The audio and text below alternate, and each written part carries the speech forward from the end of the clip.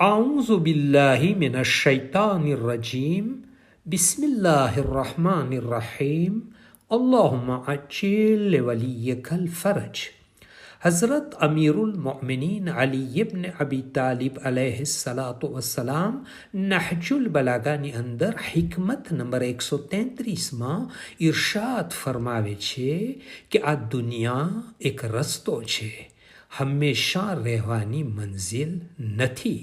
આ દુનિયામાં બે પ્રકારના લોકો રહે છે. એક જે પોતાને દુનિયા માટે વહેંચી દીધા અને હલાક થઈ ગયા, અને બીજા જે આ દુનિયાને ખરીદી લીધી અને આઝાદ થઈ ગયા. ઇમામ અલી અલૈહિસ્સલામ આ કલામમાં દુનિયાની હકીકત બયાન ફરમાવે છે અને આ દુનિયામાં રહેનારને બે પ્રકારમાં વહેંચી દીધા છે. હવે ઇન્સાન જોવે કે પોતે કયા પ્રકારમાં છે. આ દુનિયા એક સફર છે જે આગળ વધી રહ્યો છે. અહીંયા કોઈ પણ પોતાની મંઝિલ અને પડાવ સમજીને રહેવાનું નથી. તો પછી આ દુનિયાને આબાદ કરવાનું શા માટે વિચારવું ન જોઈએ? સાચી મંઝિલ આખેરત છે. ત્યાં હંમેશા આપણે રહેવાનું છે. તો આખેરત માટે ભાતું તૈયાર કરવું જોઈએ અને તૈયારી પણ કરવી જોઈએ.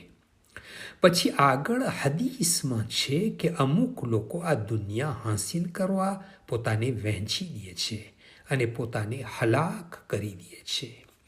દુનિયાના હાથે વેચાઈ જવું એટલે શું? અલ્લાહે માણસને તેની મારેફત, ઇબાદત, ઇતાઅત માટે પેદા કર્યો છે. જો માણસ દુનિયાના થોડાક એવા લાભ માટે અલ્લાહની નાફરમાની કરે તો તેને કહેવાશે કે દુનિયાના હાથે વહેંચાઈ ગયો અને મહાન રબની નાફરમાની કરી જે કિંમતી વસ્તુના બદલામાં માટીને ખરીદી કહેવાશે. ત્યારે આખેરતની મંઝિલ જ્યાં હંમેશા રહેવાનું છે તે ખરાબ થઈ જાય છે. અને અમુક લોકો આ દુનિયાને ખરીદી લે છે એટલે પહેલાં તે શૈતાનના ગુલામ હતા, તેના રાસ્તા ઉપર ચાલતા હતા અને પોતાની ઈચ્છાઓના ગુલામ હતા.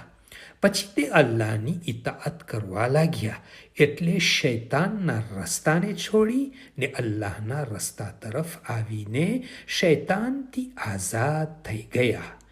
હકીકી આઝાદી એ છે કે પોતાને અલ્લાહના હવાલે કરી દે અને ઈચ્છાઓને મારી નાખે અને શૈતાનના ચુંગલથી બચીને રહે.